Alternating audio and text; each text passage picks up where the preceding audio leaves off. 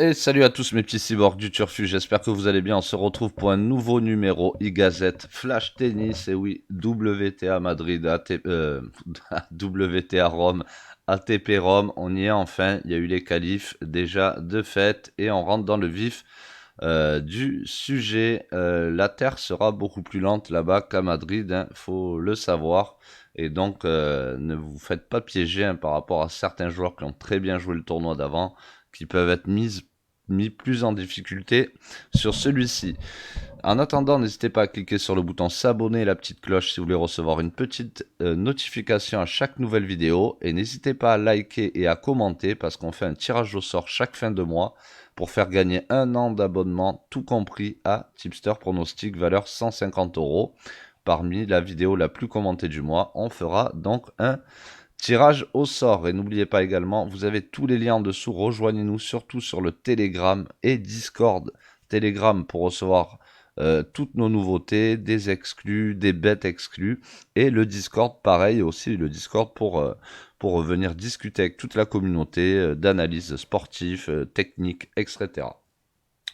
On va commencer par ce premier match de prévention, donc ATP Rome, Nishikori face à Fognini. On a bien vu Nishikori revenir assez en forme, avec un super revers en diagonale. Ce Nishikori, il est très très bon.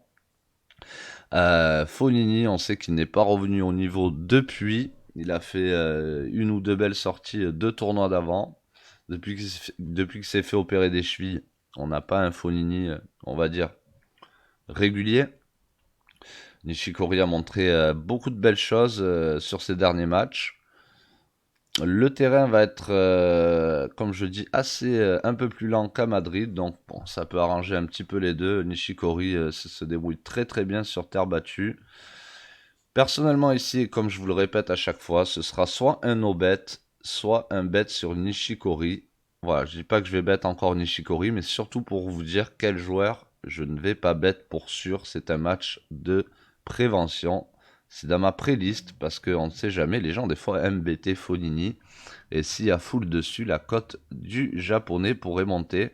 Si elle commence à monter à 1,80 plus, je pense qu'on aura une réelle opportunité. Encore un match, une fois de prévention, avec deux minors face à Gianluca Major. D'ailleurs, ben, voilà, cote de Major qui commence à fondre. De Minor n'a pas de grosses références sur terre battue, faut le savoir, et je sais que beaucoup d'efforts rendent le tennis et se disent ah De Minor il est trop fort et tout, je vais le bet, mais sans savoir les conditions. De Minor n'a aucune référence, mis à part le dernier tournoi où il a un peu bien tapé la balle, il s'est super bien accroché, ceci dit, on voit qu'il peut avoir des petites qualités sur terre battue. Mais ceci dit, comme j'ai encore dit, le tournoi d'avant était plus rapide et correspondait beaucoup plus à De Minor. Maintenant, il y a un écart de niveau aussi entre Major et demi-nord, ce qui fait que demi-nord est légèrement favori. Mais je me méfierai de ce match. Il est dans ma pré-liste. Là, maintenant, Major, la cote a beaucoup trop chuté pour moi. Mais si ça monte un peu, pourquoi pas prendre un Major. Mais en tout cas, ce sera un no-bet sûr et certain sur demi-nord par rapport à la surface qui est un peu plus lente qu'à Madrid. C'est terminé pour l'ATP. On va passer sur le WTA. Et vous savez, moi, c'est ma partie préférée. Comme dirait Caustic dans Apex, pour ceux qui ont la ref. Kazakhtina face à Pegula, c'est pareil encore une fois, même truc, et je m'acharne là-dessus parce que je vois trop de parieurs qui font l'erreur. D'ailleurs, même les books, apparemment, vu qu'ils ont sorti Pegula à 2,03 et qu'elle est passée à 2,30, et qu'ils ont sorti à 1,85 Kazakhtina et qu'elle est passée à 1,69. Ici, j'aime bien Kazatkina et malheureusement, ben, je vois que la cote a chuté. Je l'avais repéré hier en sortie. Je m'attendais à ce que des gens misent quand même Pegula un peu, mais non, pas du tout. Les gens ont compris et ça mise Kazatkina. Kazatkina qui a fait des belles sorties dernièrement. Et on voit qu'elle est passée de 1,80 à 1,65. Pour moi, il n'y a plus vraiment de value dessus, mais à 1,70, pardon. Il n'y a plus de value vraiment dessus. Mais si elle remonte autour de 1,80, pourquoi pas. 1,75, 1,80 plus, pourquoi pas. Mais méfiance, comme je vous dis, ce match, c'est soit en bet Kazatkina, soit c'est un no-bet. Et attention, je veux pas dans les commentaires après, ah, t'avais dit no-bet, Pegula, elle a gagné. J'en ai rien à branler. Si elle a gagné là et qu'on la bête à chaque fois dans ces conditions-là et qu'on est perdant au long terme, ça sert à rien de la bête ou de venir fanfaronner parce qu'on a passé un bet qui est plus que pas bon. Bon, après, je suis pas là pour dire quel bet est bon ou non. Je vous donne mon ressenti et ma façon à moi d'analyser. Mon bilan est plus que positif et vous l'avez sur le site Tipster Pronostic. Vous pouvez nous rejoindre d'ailleurs si vous voulez suivre mes propres pronostics tennis et cyclisme. Je rappelle qu'il y a le Giro d'Italia qui vient de commencer. Donc, nos bêtes pour Pegula. Et on va patienter de voir les cotes de Kazatkina, si ça monte ou non. Et analyser aussi chacun de notre côté un petit peu plus en profondeur. Petra Martic face à Shelby Rogers. Shelby Rogers qui se débrouille un peu sur les deux surfaces, dur, terre. Petra Martic qui est très très forte sur terre et un peu, pas en déclin, mais un peu, elle n'est pas du tout à son niveau dernièrement. Maintenant, comme j'ai dit, ça va être un petit peu plus lent ici à Rome. Et je pense que Martic peut imposer son jeu et faire tourner en bourrique Shelby Rogers. On voit que la cote est passée de 2,87 à 2,68, même touché les 2,61. On va aller voir la cote de Martic. Prend simplement un 7, passé assez exceptionnel, à 1,80 contre 2,0, 2,11 pour 2,0 Shelby Rogers.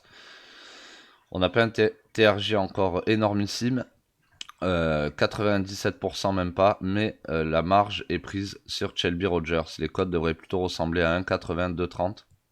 Donc on a une cote pleine sur Martic, alors que sur la cote sèche, la marge est prise sur Shelby Rogers. Donc à 1,52, la marge est prise dessus. Et on voit Martic à 2,70. Ça devrait être plutôt aux alentours de 2,85 et 1,55. Et donc on voit très bien que la marge est prise sur Shelby Rogers sur le 2-0, parce que jamais vous avez une victoire sèche à 1,52 et le 2-0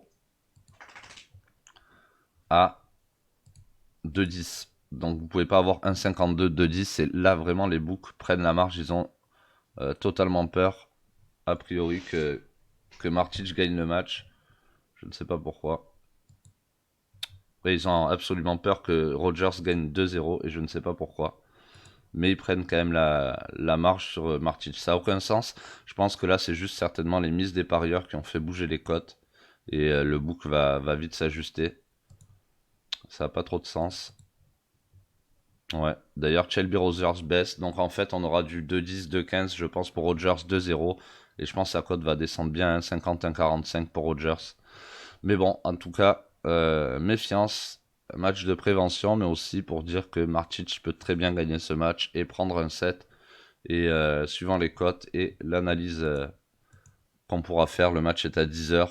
En tout cas, c'est un match qui me plaît bien ici. C'est dommage, la cote a un petit peu baissé, mais Martic prend un 7, c'est vraiment une belle cote à 1,80. Je m'attendais pas du tout à des cotes si éloignées. On peut s'y attendre parce que Martic n'a pas joué véritablement bien dernièrement. Mais une championne comme elle ne reste pas une dizaine de matchs, une quinzaine de matchs à rien faire non plus. Surtout qu'elle est assez bosseuse, Martic. Voilà, c'est pas la plus grande fêtarde du monde non plus. Donc voilà, elle bosse bien. Je lui fais confiance et pourquoi pas prendre un set ici pour Martic. On a été long sur Martic, mais on va essayer de faire assez court sur Poutine Seva, Coco Gauff. Coco Gauff, elle a 17 ans. Je ne sais pas pourquoi les gens s'acharnent à vouloir la mettre favorite de tous les matchs. Surtout que Poutine Seva excelle sur terre. On voit que les books prennent la marge sur Poutine Seva d'ailleurs. Cote pleine hein, pour d'ailleurs une grosse cote pleine chez PS38. C'est dommage que la cote baisse énormément pour Poutine Seva. Sortie aux alentours de 2,78, elle est à 2,48. Et c'est assez logique, je trouve. 1,60 pour Goff. S'il n'y aurait pas de marge de book, on serait à 1,60 Goff, 2,75 Poutine Seva. Donc là, le book prend la marge clairement sur Poutine Seva. Et je ne serais pas étonné que la cote descende encore. Je ne sais pas quel acharnement ils ont sur Goff. Mais du moment qu'elle ne prouve rien, c'est parce qu'elle a fait 2-3 matchs, 2-3 références que ça y est, elle va tout casser, même si elle est promis un bel avenir.